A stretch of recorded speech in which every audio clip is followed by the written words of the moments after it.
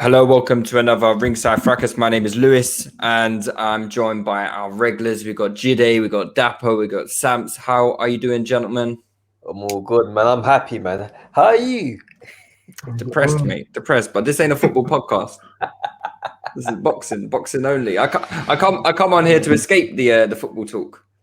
Boy, sorry, man. It happens. Thanks. You're not sorry. You are not sorry. I can't lie. I'm not sorry. I appreciate the commiserations, but You should be comfortable with this by now, surely. Like, what do you expect? Listen, no day in the life of an Arsenal fan is comfortable, man. I would love to be sat back like Dapo in his gown, just chilling, enjoying the evening with like a glass of whiskey, but alas, I can't. Alas, I can't. Instead, I need a bottle of whiskey, and I'm stressed, so I'm losing even more of my airline.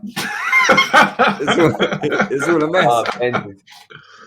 It's all a mess. That's what supporting Arsenal do to your hair, man. It's a myth. Yeah, it's mate. Listen, I know all about it. Trust me, I know all about it.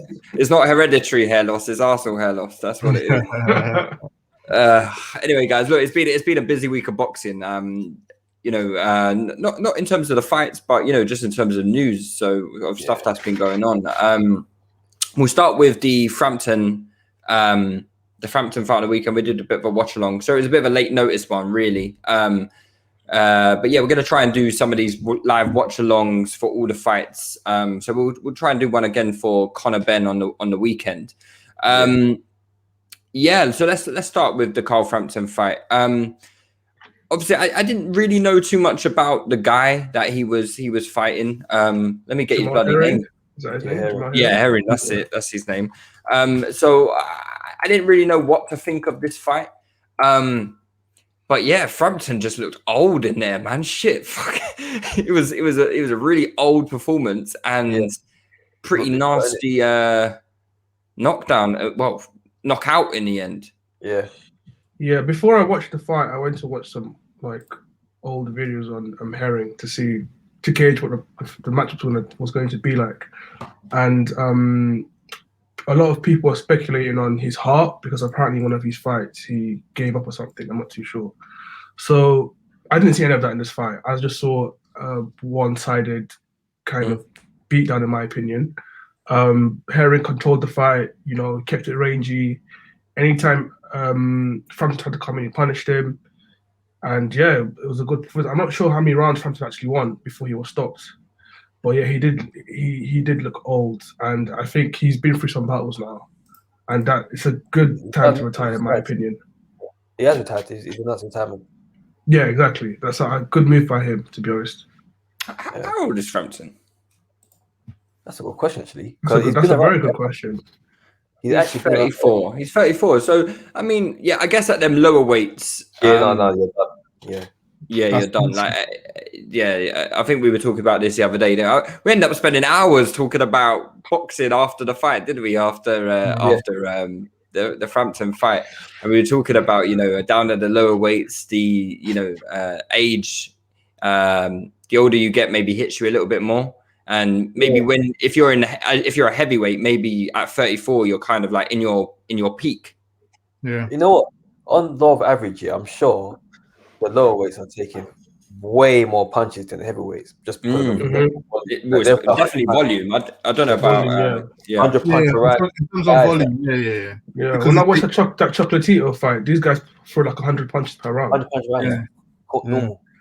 Yeah, and it's that accumulative effect. I think his wife even said like I think she come out and said that she wished he would have retired. He would have retired sooner. So she kind of thanks the geezer for knocking him out so he could retire. Or flogging him.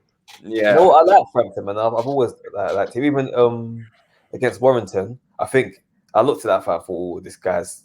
He's looking a bit done now, but it was a very competitive fight, so I didn't want to write him off. But I did think a fresher Frampton would have maybe handled the Warrington better. So now, when he came to the Herring fight, I remember I didn't really make a prediction. I just said I want to see Frampton do well, but in the back of my mind, I was thinking he just seems a bit past it. And the minute he come out, first I was like, yeah, he's shot. Yeah, like a 2016, 2015 Frampton, like where he's beat Leo, Santa Cruz, Scott Quigg, Kiko Martinez, you know, that kind of Frampton is the one I think that we'll have the fondest memories of. Where, you know, I think at the time he was probably rated as Britain's pound for pound number one, right? Yeah, facts. He's had a really good career at the end of the day. Yes. He talked a good game before he fought though, so he kind of he's kind of pulling me in there a little bit. But then when I saw him coming, I was like, I said he was gonna lose. Flogging pending. I thought he was gonna lose by points. Like I said, like I always had Jamel Herring winning that. Firstly, he's bigger than him, number one. Massive as well. 5 inches. You know what I mean? He looks like 10 inches, bro. He looks huge. I don't want to speculate, but how is a man that big making that weight? Mate, listen, all of them listen, I've joined the camp where all of them use drugs. But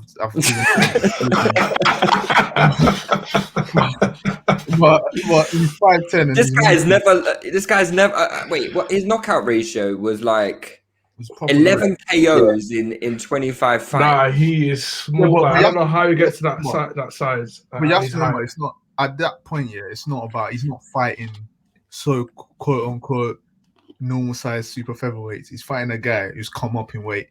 He's 5'4", so he's already small, and then he's coming up. And Jamel Herring's meant to be like at least a lightweight. He should be at the very least. He could even be a welterweight. But anyway, that's But yeah, so he's bowled down. So when he like rehydrates, he's probably like 140, 148. He's definitely like, do you know what I mean? He's rehydrating. He's a welterweight in there, and Frampton's just some tiny guy who's literally going up. He was always going to get beat up and stopped, man. When he landed the first like straight right, like you saw Frampton's head jar back like really hard. Like I was like, yeah, he's going to get stopped today. My prediction was by points, but yeah.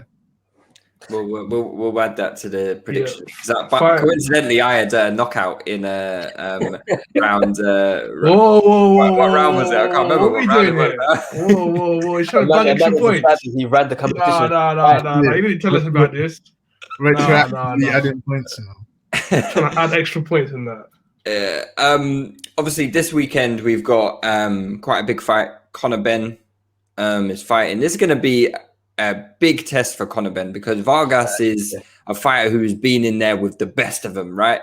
He's the gatekeeper to the welter division, right? Yeah. I would say he's a good test to like we said about Chisora. Chisora is like the acid test to the heavyweight world level. I'd say Vargas is a good test to see if you're above. Like if he struggles against Vargas, then he needs to probably say, you know what, let me take a few steps back and take a bit more fights. But if he blows Vargas out of there, then ready for the next step. Yes, I've arrived. Not saying he's better than any of the guys I'm doing right now, but it's saying, you know what, you guys got to take me seriously, innit? So I'm listening to you guys say, thinking, okay, I hear what you're saying in terms of he's a good acid test, and I totally agree with that. But that doesn't tell me that you belong with those guys. No. It's how. No. That's what I'm saying. It's how I you. think it's more of. If he destroys Vargas, because again, here's the test. Like guys have fought the Vargases of the world and failed. Look at Josh Kelly recently. If he flogs and destroys Vargas, or not even destroy, if he just outboxes, like, you know what I'm saying? If he beats him up like he should beat him up, convincingly, I would say he can move to the next level. He can say, let me take a tougher test. But if he struggles and just about beats him, then you can say, you know what, I am not at that level yet. I can't be looking at the Ortizes and them guys yet. You know what I'm saying? Okay. I just want the clarity of what level I was talking about. I was thinking, whoa. Yeah. No, I'm not saying he's a world beater. Like, no. I think if anything, it kind of just distances himself from the domestic level a bit. Nice like that. Scary guys and that stuff. I think, depending on the performance, like Jiddy said, if he goes in there and just does a job in the guy, then you kind of have to get his name around those other names. I'm not saying like those top names, but his name is definitely in the mix. That's fair. His performance against Formella last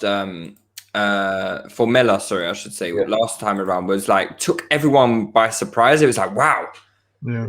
Wait, is that the same Conor Benn we saw getting dusted up by that French shoot like a year ago, basically, you know, or 2 years ago, whenever it was, and I think there is a lot of hype coming into this fight based off of that performance. And, you know, there is obviously that saying you're only as good as your last win and whatnot. And maybe that is true with Conor Benn, but I think maybe we should just be a little bit skeptical just on, you know, how much he has improved. No doubt he looked like a different animal in his last fight against Formella, and Formella is like an established opponent, probably the best opponent that Conor Benn had fought in his career, I think. Definitely. 100%. Yeah, exactly. And Vargas is now a step up from Formella. So, you know, if nature has its course and we look at progression in the way of like, well, he progressed on his way up to Formella in the fight against Formella, and now, you know, he's gonna keep on progressing, keep on improving now to fight Vargas, then yeah, I understand it. But progression doesn't really work that way. And as we know, boxing is all about styles and you know, different attributes and whatnot. So how are you guys feeling about Conor Benn being a huge favorite in this fight? Huge favorite. You know what? I think he's that big of a favorite because of how he talks. Like, he talks a good game, man. I think it's purely based on hype of the last fight. Complete hype. You think so? Yeah. I think it's how he talks, man, because that fight didn't blow me away. Like, it was really good. It was a great performance, but it's not like he knocked the guy out. I think Conor Benn just talks a very, very good game. He got Eddie Hearn behind him as well. This to me is the perfect Eddie Hearn show, where Eddie Hearn has done his job perfectly, and he's gassed people to now overrating Conor Benn. Don't get me. I don't want to be critical of Conor Benn, because I actually think he's come on tremendously and deserves. Just be critical of Eddie Hearn instead. No. Wait. I don't want you guys to get me mixed up here. Yeah, I'm not saying it's a bad thing. I rate Eddie Hearn for what he does, but he pulls the wool over people's eyes. And when you hear certain people outside that talk about Conor Benn, like, yeah, he's now the next best thing. He's going to be British hope to beating, like, you know, the Terence Crawfords and the Edward Spencers. Whoa, who's saying this? Whoa. When they're saying this, you need to slap them. I can't. I'm thinking, who's saying this? When they talk about Conor Benn, honestly, legitimately, you could if you didn't know boxing, you could hear someone go on YouTube, watch some of his clips, watch some of the interviews, right, and think, yeah, I hear it, I see it. That's what you guys. I'm telling you guys, it's the way he carries himself. Like we don't have a boxer like that in the UK. He's well put together as a package. Yeah, it's the way he carries himself. He's mad. Let me tell you, I hear what Dapo was saying. Yeah, Conor Benn talks like he's Errol Spence. 100%. It's crazy. He's very, very confident. And he's convinced. No, he's very convincing. But personally, I feel like he should try and fight in light welterweight. Personally, that's what I want from him. Not because it's easier down there. I feel like once them guys unify, they're gonna move up. So that division completely opens up. Then Eddie can get a world champion. Then, because listen, the welterweights, yeah, it is always the weight class full of killers. Like, I don't know what he does there. I want to know. Go on. You know, I want to know. Yeah, I want to know how. If he comes through this fight, people might start talking about Conor Benn being the next level. But I genuinely don't believe he beats all the people some of the names in the domestic scene in and around his like Josh Kelly, Mick Mackinson. I think he beats them. They've shown me too many vulnerabilities. Like, he's got more engine. He's got enough. I think he beats Josh Kelly. He's got enough engine because Josh Kelly would outbox him, yeah, like for the first 4 or 5 rounds. Then he'll get gassed, and it'll be a 12-round fight. And Conor will get to him. Conor's got enough engine to get to Kelly. It's just mad because Conor Benn. Kell Brook. Oh, man. See, that is what I want. I want him to fight the winner of Brook Khan. And then I want to see if he does a job on one of them guys, then I would say, yeah. Didn't Vargas drop my man? Yeah. I would rate Conor Benn more beating even a Denzel Bentley or Felix Cash even than over Brook Khan. Yeah, them guys are done. They're done. They might be done, yeah, but they have veteran tricks and they are good. Like where they lack is where they. I'd prefer where they lack a Brook Khan name on my CV than the other guys. Where they lack is, it looks great. But but Samson, where they lack here, Brook and Khan is durability, like we can say. But in terms of skills, they can give Benn so much. No. In their prime. In their prime. In their prime, it's not a Come on, conversation. man. But today, Even Kell Brook was giving Crawford problems with his skill. Today, yeah, I'm telling you now, Conor Benn gets both of them the hell out of it. Oh my god! Can't and Brook. Kell Brook was giving I Crawford agree. problems, bro. He couldn't even get Formella out of there, so I don't think he's getting. I'm telling you now, these guys are damaged goods. They're broken. I agree. I just don't think it Conor looks Benn like is damaged goods versus the best in the world, not versus Conor Benn. Conor Benn has enough heart and enough will to make it very uncomfortable for both of them guys. And we haven't seen him in them kind of situations though. Like we have to see. That's why this Vargas fight is good, right?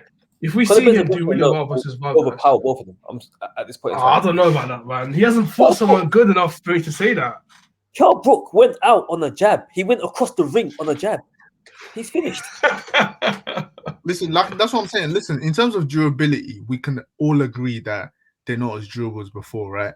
But before Conor Benn gets to them and hurts them, he will Khan's speed, will be so disgusting for him. I see Khan knocking him down at least 3 times. And then Brook, I just don't see how he gets past Brook's jab. No, and this is me, I'm a fan of Conor Benn. I would love to see him solve these puzzles, because if he can't solve those sort of puzzles, he moves on to the world level. Yeah, he's getting starched. He gets starched. If I was Eddie Hearn, and this is what I'm saying about Eddie Hearn doing a fantastic job about marketing his fighters. When he wants to push a fighter, he makes sure the road that he puts them on is the safest, but somehow greatest road where the names on paper looks fantastic. Even beating Vargas, it looks great. But at the end of the day, there's tougher tests in and around his name, right around him. There are, but come on, Eddie Hearn risks his guys, man. Look how many L's he's taken. My point is, beating Vargas sounds great on paper, but the reality is, Conor Benn is expected to get through that fight. I wouldn't expect him to get through a Josh Kelly, a Bentley, or Felix Cash as easy. I'll think more issue with those guys than Vargas. But I guess those fights aren't those fights to be built for the future. They're not going to happen now. That basically, once he surpasses that level, he's not going to turn around unless those guys get to the same level at a later date, which is a tougher road because they're fighting basically a tougher route to the same place. But isn't it their fault though? Like, for example, Chris Congo lost, Josh Kelly lost. It's not Conor Benn's fault that, because what was supposed to happen is Conor Benn beats Vargas, Josh Kelly beat Mason. That was what was meant to happen, but them guys didn't do what they didn't do what they were supposed to do. So I'm not gonna put that against Benn. Sorry. Also, depending on how he looks versus Vargas, make sure that he fast tracks certain fighters into position. And sometimes it's a bit of because of his name, he's been carried through. Because really and truly, there's better. If I was Eddie Hearn, and I said to myself, which one of these fighters do I think can get me a world championship belt out of this crop of people? I wouldn't be picking Conor Benn. Okay, Samson, quick question: if he absolutely destroys Vargas, then what would you think the best step for him is next? This is what I'm saying to you. I would automatically, if as Eddie Hearn, try to maximize my money and try to maximize. No. Forget about Eddie Hearn. Forget the money. Like you as a I'm talking about growth, marketability, everything for Conor Benn. You 100% go for Khan or Kell Brook. It's the smartest thing. It's the smartest play. They're going to give you the biggest pay-per-view draw, big numbers, big fight, and it's a safer fight than some of the other guys, in my opinion. That's less risk. That's more risky. I don't know if it is. Do you guys seriously look at Kell Brook today as someone that's actually an American, someone that's actually? I'm just not sure what Conor Benn is. I don't have. It's not about them guys. It's about Conor Benn, bro. That's why this fight is important, I guess. Depends how he looks. If he struggles bad against Vargas, then I'm basically saying I don't rate Kell Brook or Emma Khan anymore. Any of those guys I've mentioned will be. I would expect them to give Kell Brook and Emma Khan to get through them at this point in time. Kell Brook off a jab, he's going to think about his eye after when he takes one stiff one. I mean, Amir Khan beat Vargas 2 years ago, right? After getting dropped. After getting dropped. He also dropped Vargas as well. What's Amir Khan done since? He's on his way to flipping Big Brother. They've both retired, man. Like the only reason Amir Khan's calling out Kell Brook is because Kell Brook. It's a cash out. It's an easier fight now. It's a cash They're out. both cashing out. It's a nice. See you later, guys. Thanks for the frame. Yeah. Well, let's get some predictions then for the Conor Benn fight, because I think it's although he comes in as a big favorite, and I think he will win, but it won't be as good as it looks, innit? I don't know. It could be one of them ones where he fucking lights the whole house on fire and before puts on a show for everyone. Everyone's like, "Wow, look at Conor Benn," like amazing. Yeah. These are hard fights to predict. These kind of fights here, they're very hard to predict. I'm with you on this. Yeah, but the only thing I would say is Vargas has consistently been beaten by the top guys, right? So, who did he lose to last? Virgil Ortiz. He lost to Virgil Ortiz. He even lost to Luis Palazzo, man. I ain't heard that name for ages. Fucking hell. Amir Khan's beating him. Sorry? Did Virgil Ortiz KO him? Yeah. Seventh round. He's lost to Danny Garcia, knocked him out. He's lost to Errol Spence. Basically, he lost all the good guys. And the really good guys stopped him. Mm-hmm. Yes. The only ones who didn't stop him were Khan and Palazzo. Yeah. So that's what I'm saying. It's a test. Like, we'll see where he's at. It's legit a test. It's literally a test. And Vargas is only 31. He's not like he's not like some 36-year-old. He's old in the sport and he's taken liver. Yeah, I guess so. I guess so. But yeah, let's go for some predictions. Sam, so I'll go with you first because you think it's going to be a walkover, right? No, I don't. That's the funny bit. I actually don't. Okay. I think he gets through Vargas, but I think that he's probably going to end up going through on points. Vargas isn't gonna, like I said in the chat, I don't think Vargas rolls over at this point in time, and he's still probably got enough in the tank to present Conor Benn enough, resistance for Benn to, I guess, ease off the just trying to rush him and take him out. Benn will give it a good go and try and get him out there as many times as possible, but I think Vargas will probably end up lasting the round. Dapo, what about you? Yeah, I think Conor takes it on points, man. Like you said, look, it's hard to gauge how good he is. And in a matchup like this, you can't even use all the information you have at hand to make a clever prediction because we just don't know how good Conor Benn is. Let's keep it straight. But yeah, I think Conor takes it on points. If he's really hungry and he really wants to do something in this division, he needs to try his best to look spectacular in this fight. If he will or not, I'm not too sure, but I think he does take it on points. Okay. And Jide? Yeah, late stoppage or points. I feel like Formella is very durable, and people don't take that into consideration. I don't think Porter go 12 rounds with him, innit? Yeah, Porter go 12 rounds with him. Yeah, it's true. I don't think he's been stopped, and a lot of his fights, he's a durable guy. So Conor not stopping him, although I thought he should have, but it's understandable. But then again, and it was only a 10-rounder as well, right? And it was a 10-rounder. And as Samson said as well, Vargas will try and pop with resistance, but he has been stopped last time. I feel like that will play into it. So when it goes late, I personally feel like Conor can stop him. So I would say late stoppage or points for me. So for me, I am edging towards stoppage, and I think if there was I just seen this at Copper Box. When does Eddie ever do events at Copper Box? I didn't know it was at Copper Box. I thought it was that little Wembley SSC stadium. Wait, is it fans allowed? On Box Rec, it says it's at Copper Box. Okay, that doesn't sound right. I thought it was at that Wembley place that they always do it. Fans not allowed. No, fans will be allowed next week, isn't it? That's more. Just Google this, but yeah, basically, what I was going to say, regardless of where it is, I feel like it's one of those. It's at the Copper Box. Yeah, it's 100% at Copper Box. Okay. Oh no, this is saying Wembley SSC Arena. Yeah, it's Wembley. It's Wembley. Copper Box, Eddie and Wembley. I was thinking Frank will have him out of it. Yeah, but anyway, regardless, BoxRec have got it wrong, and a couple of articles have got it wrong as well. But I think if there was a crowd, I think we would see quite Conor Benn just going hell for leather and probably getting him out maybe 4, 5, 6 rounds. because he's a passion merchant, right? Conor Benn, like you could just tell he's gonna thrive on that.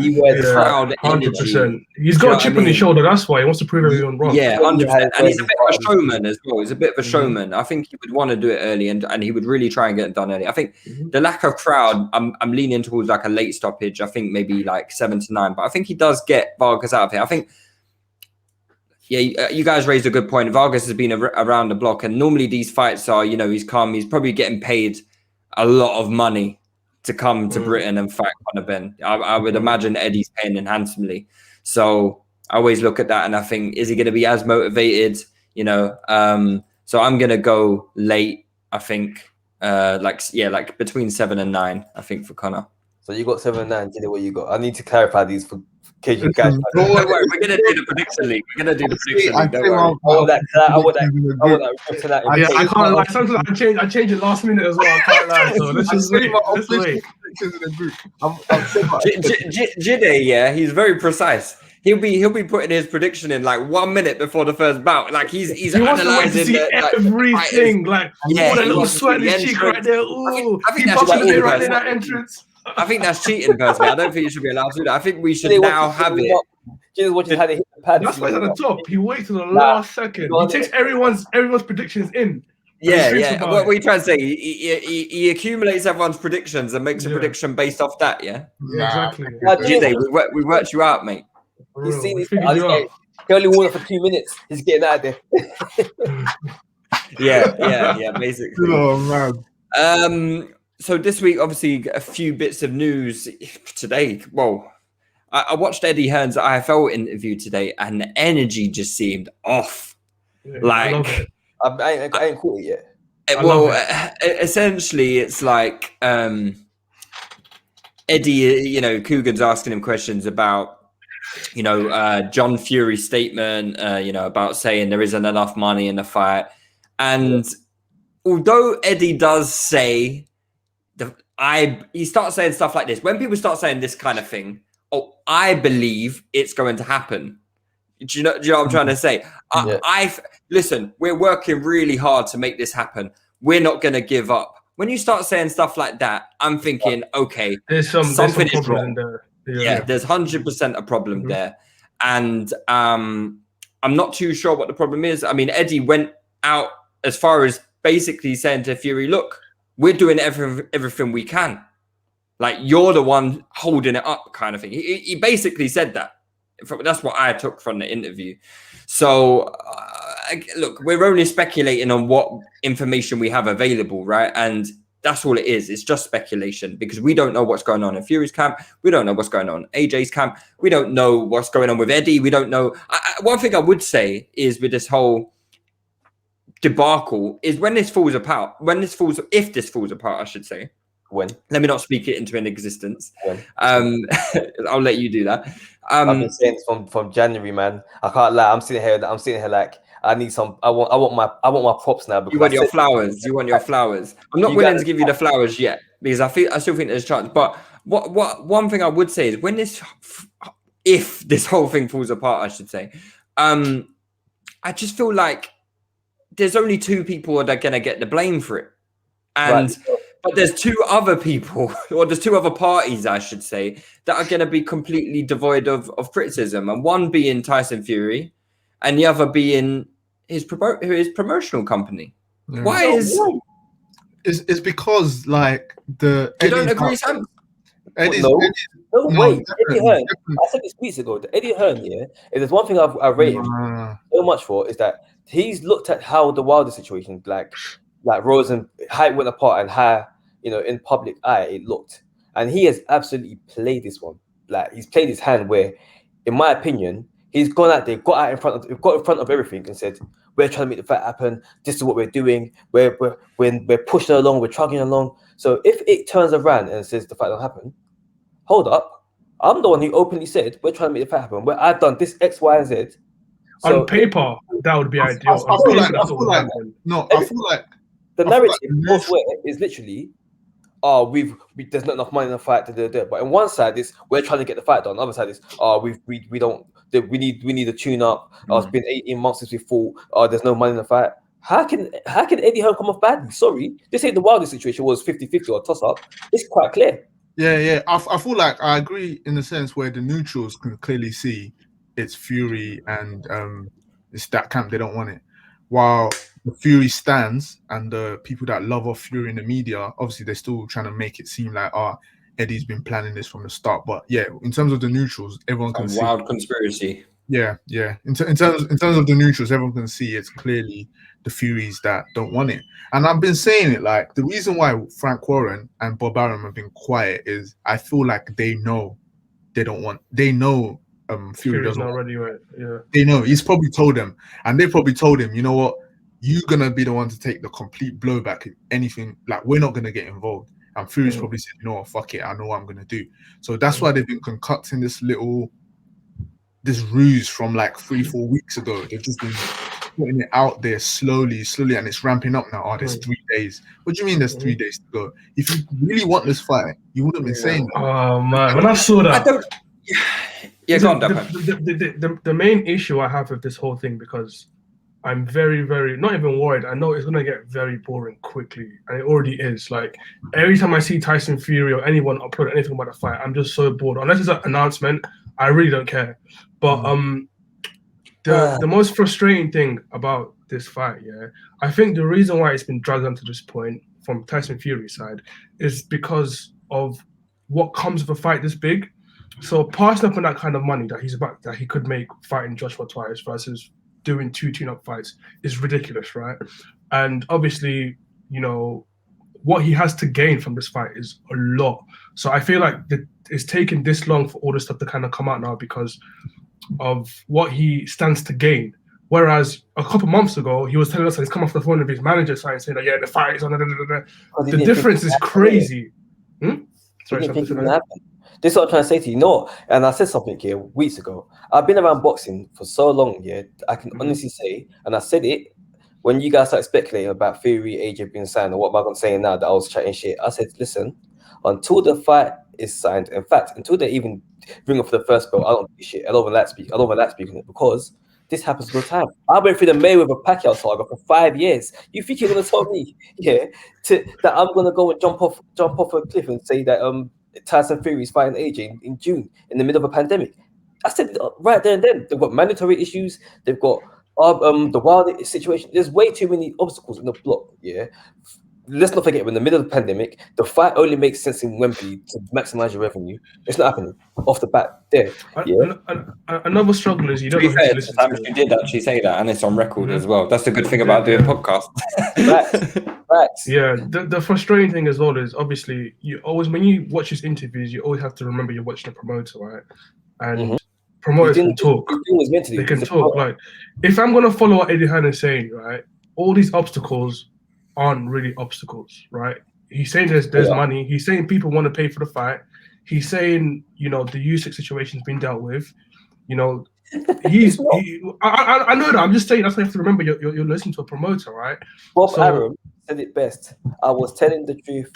I was telling lies. I'm telling the truth. Hey, Eddie, that's not my goal. That's not Arum, bro. It's not to be no. Again, I'm not gonna. No, I'm not. What we're not gonna do is try and like make it seem like Eddie has been capping in this whole situation. He hasn't. Of course he has. What he has said. What he has said. Everything he has said in terms of if these guys want the fight will happen. There is nothing stopping. Like the WBO have said, you can go and fight. They've said it. They've said that obstacle's gone. Wilder Fury, that obstacle's completely gone. We fully understand that the arbitration has got nothing to do with stopping the last fight, and Wilder wants compensation for breach of contract when both parties agreed to delaying until anyway. That's a completely different situation. That's not stopping the fight. So we know Wilder's not stopping the fight. The only parties that can stop this fight now is if either one of the fighters don't want it and they can't get the site fee or the money for the fight. So there's only really 2 obstacles. One of them is and that's why Eddie's been saying you can eliminate I don't want the fight by stop being negative.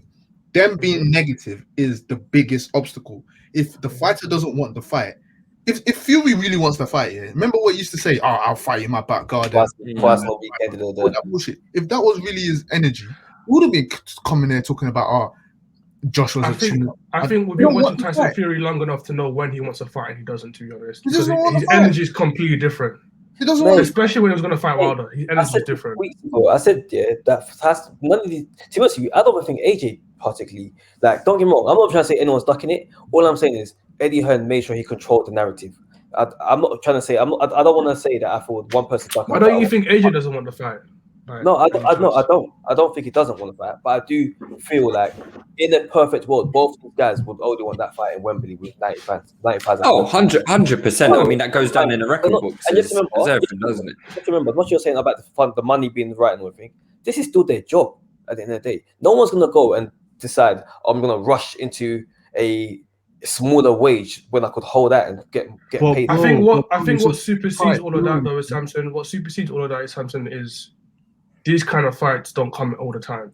And this is where you're wrong. Leave it for a couple months. One belt will go. One person will lose. It doesn't come all the time. Like, this has been building for years now. Just one fight. I can tell you they're massively wrong. There's so many examples of fights that should have happened when it was meant to happen. Yeah, got delayed. Fighters even lost. Belts were lost. Belts were transferred to hands. Managers came in the way, and the fights happened way down the line, and they still made more money. Like who? Like what? Undisputed. That's an anomaly. Was 100 million a fight? Yeah. Yeah. Wait, the Mayweather Pacquiao's an anomaly. Show me another example of a fight being delayed like that. That was delayed, and that happened. Lewis Tyson. Bruno.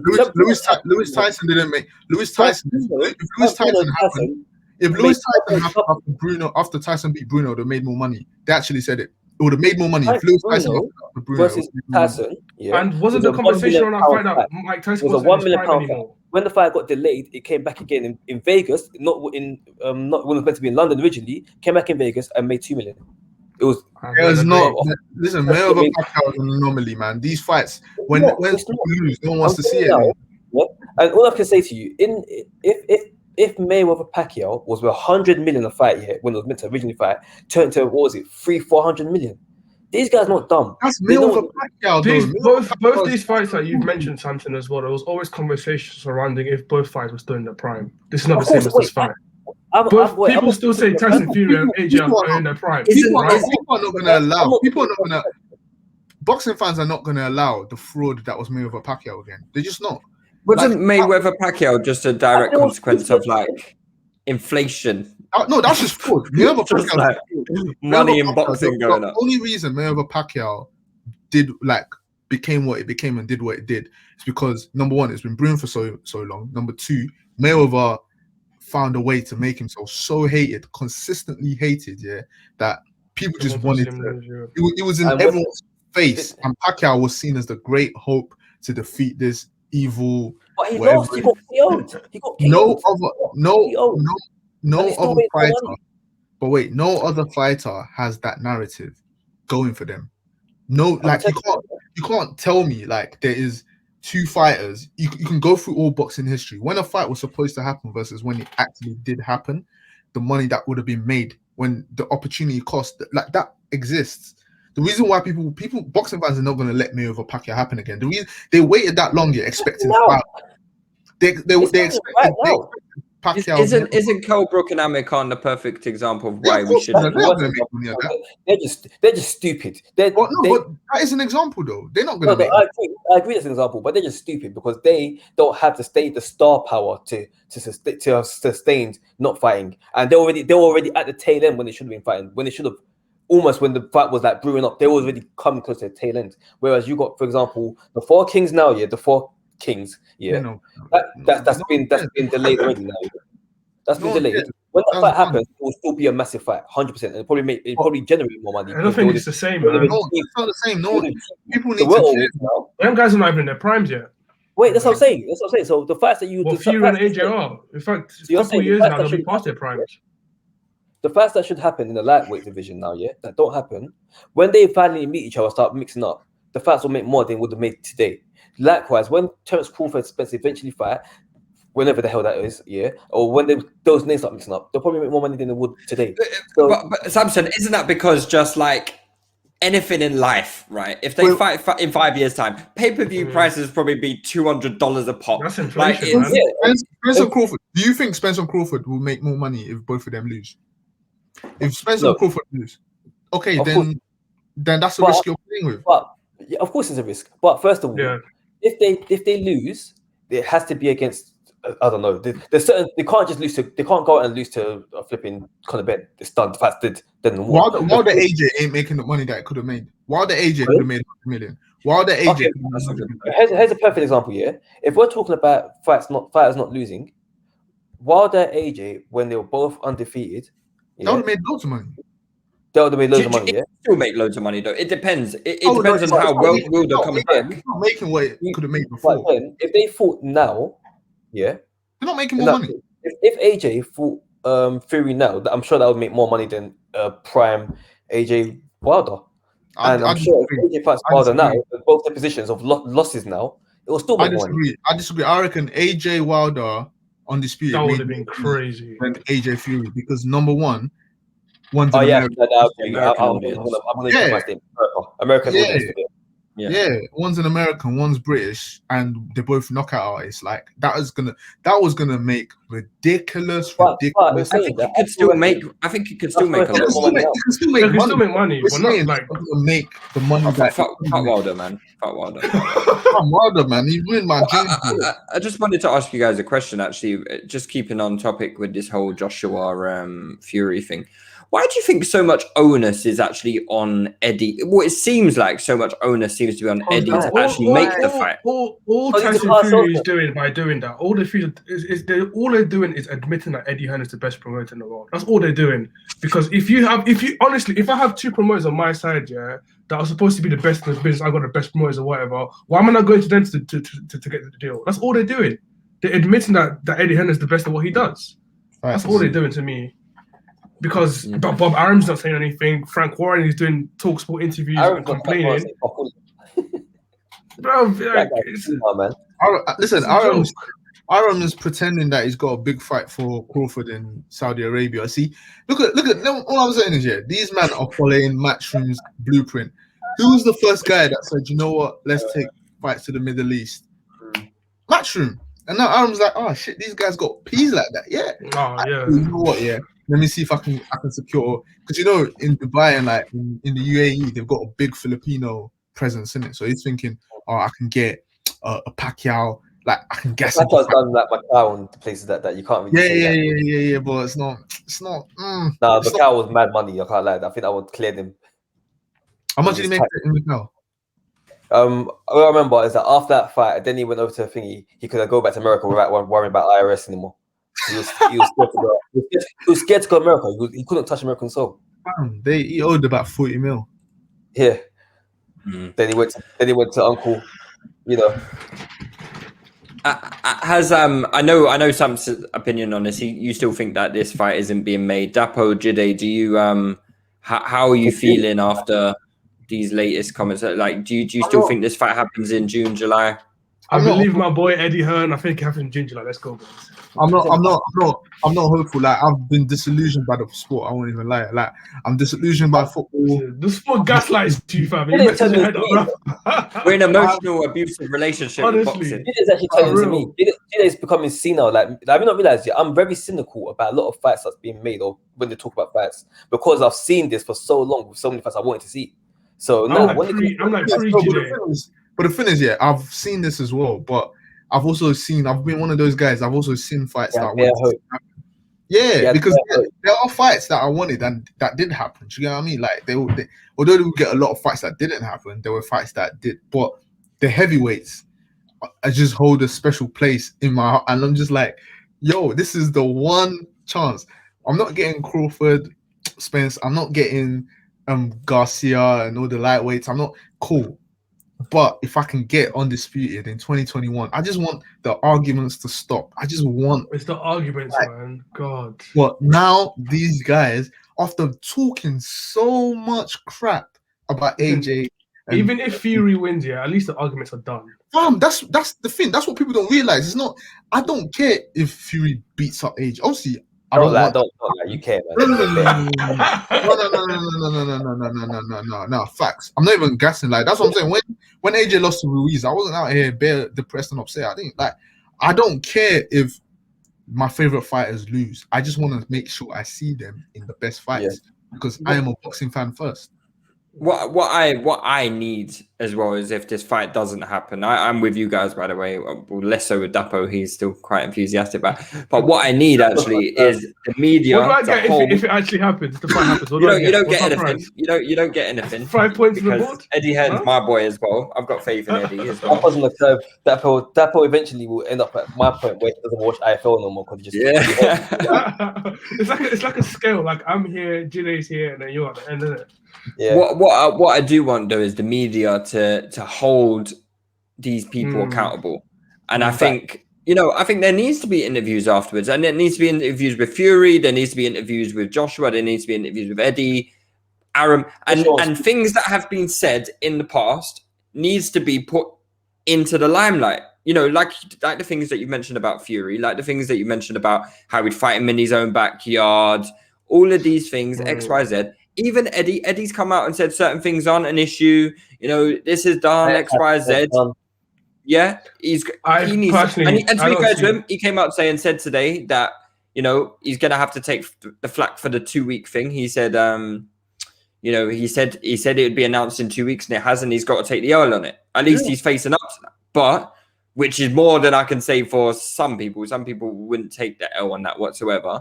But yeah, look, I just want people to be held accountable when this fight doesn't happen. I'm sure it won't, because I just think people aren't gonna put Fury's camp up to scrutiny. I don't think. I really believe that. I don't think. I just don't believe they will. The media want interviews. They want to get fight passes and all that stuff. They're not going to do that. Yeah, they're not going to do it, man. And currently, the way it's set up with AJ and Fury, that's not how it's set up right now. Like, I think there's too much onus. Out of the both of them, the person that will probably get slack is probably AJ.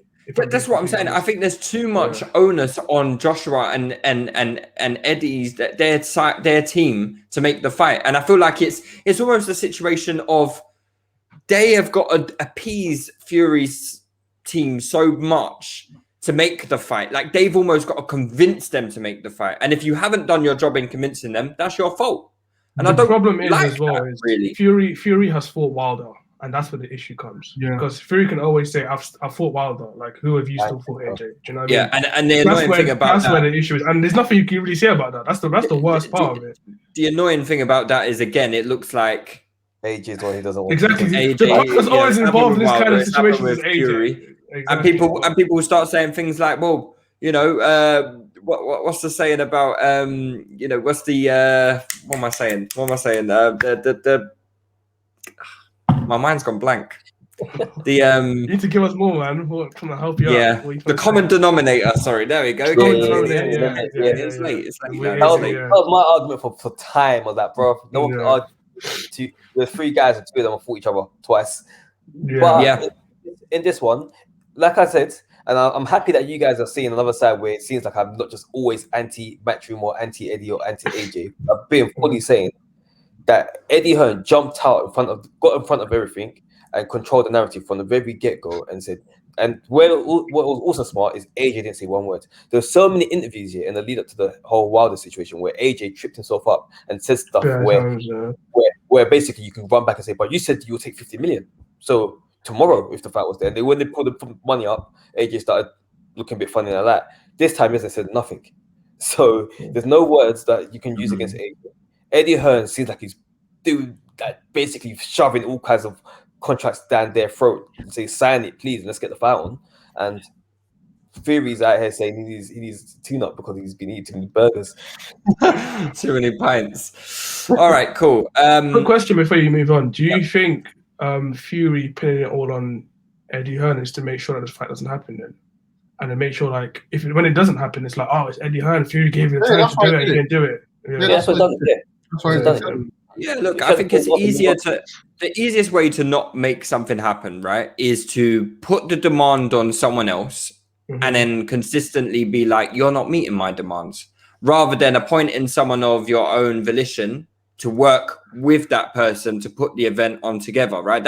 That's what is supposed to be happening. And, you know, I'm sure Bob Arum would say that is what is happening. And Fury, that's what he's negotiating on my behalf. However, it does look from the outside.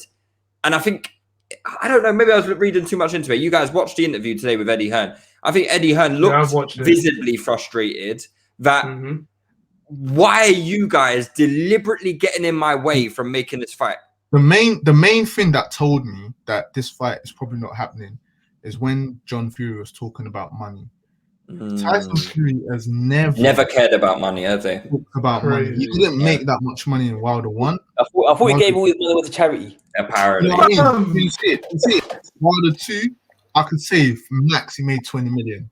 I don't even think John Fury said, he doesn't care about money because money has ruined his family's life, and brings up money in the same video. And he brought money in the same video, saying the money's not right.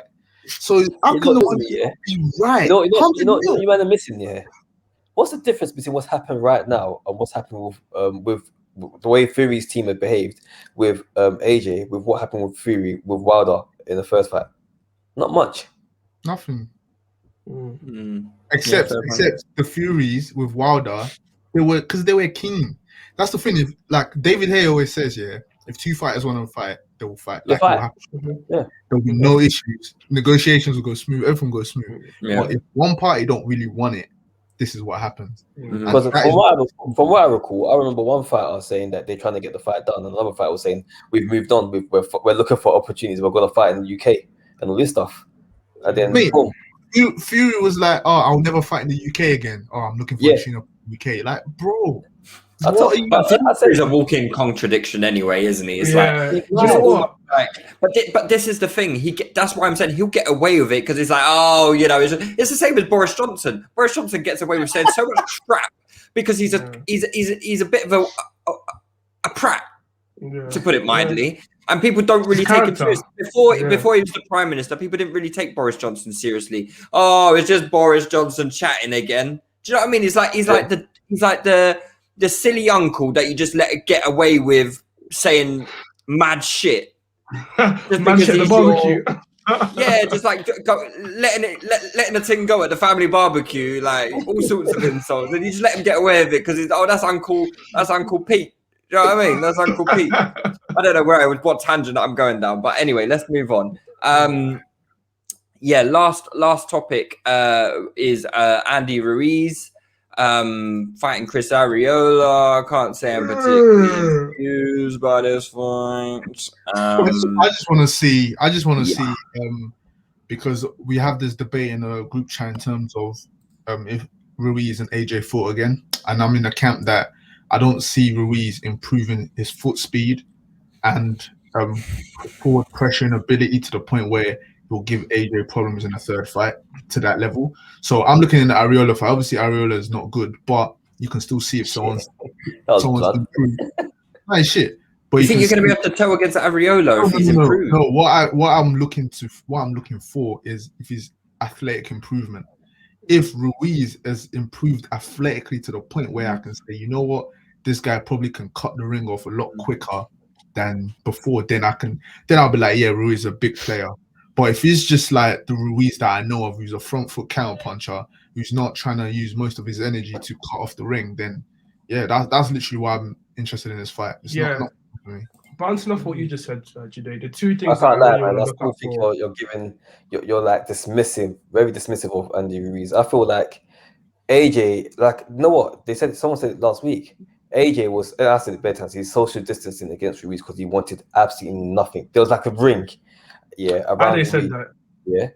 There's like a ring around Ruiz, and AJ said, I'm going to stay as far away from that ring and stepping inside that ring as possible. And I'm going to basically Olympic style points win that victory. And I feel like AJ would do that 9 times out of 10 because he knows that if he gets inside and gives this guy any kind of opportunity, he's probably going to end up in the same whirlwind again. So I think AJ wins. I think in my opinion, AJ versus Ruiz will probably be like they fight 10 times, AJ probably wins 7 times. Probably get stopped 3 times. So to say that he has no chance is very dismissive.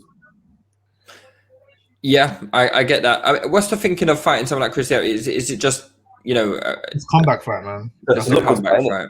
I really want to see. He couldn't have picked someone a little bit better. I mean, Wilder's rumored to fight the guy that Dominic. I saw that joke thing. Like, come on, man. These guys are just these men are literally on the jolly up. This is BBC, man. Why are you guys even still talking about Wilder? The guy's not coming back. He's out here meditating. There's rumors saying he's going back in summer versus some unknown guy.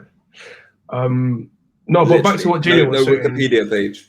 Yeah, it's crazy. Back to what Gino was saying. I really want to look at. I want to look at how quick Ruiz cuts the ring, and I want to see, because Ruiz always starts his fights with good head movement, but he gets tired like between mid rounds to late rounds, and he stops with his head movements completely.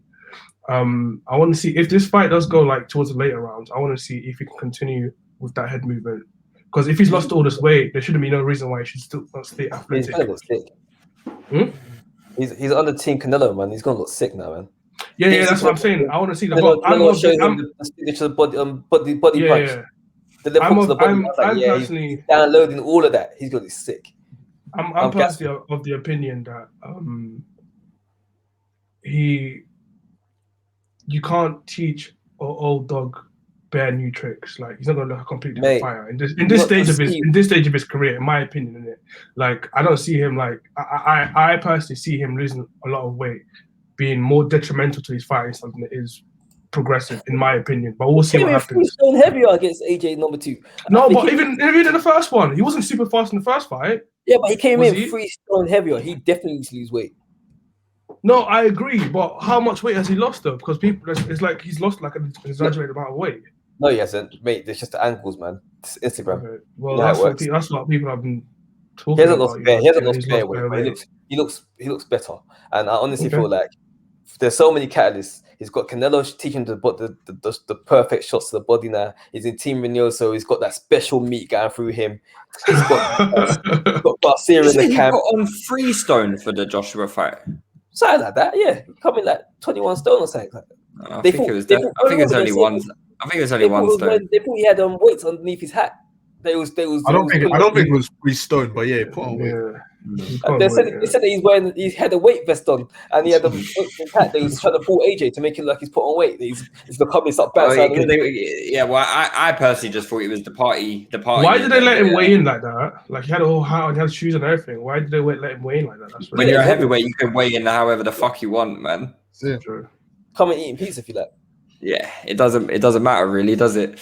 Yeah. Anyway, all right, guys. Let's call it a day there. Thank you for listening to us again. Use the hashtag Ringside Fracas. Follow us on Twitter. Thank you for some of the reviews. We've been catching a few of them. So keep sending in the reviews as you listen. They're very much helpful. And we'll do a live watch for the Conor Benn fight. We're doing a live watch. We want you guys to join us. We're gonna be on YouTube, gonna be on Discord. Share all of that. Share it to all your friends. This is the one time you could have said that he's gone Mexican on us and you didn't take it. Or Polish to Dapo, obviously. You guys are scarred me with that place. I don't even say the word Mexico anymore. We're trying to go global, man. Ringside. Listen, we're trying to start our own promotional firm to match. Yeah, we'll get the Joshua Fury fight done. Fury done. We'll get it done. Rely on us. We'll get it done, man. We just need you guys to share. All right, then, lads. Have a good evening, and we'll be back next week. Cheers, boys. Bye.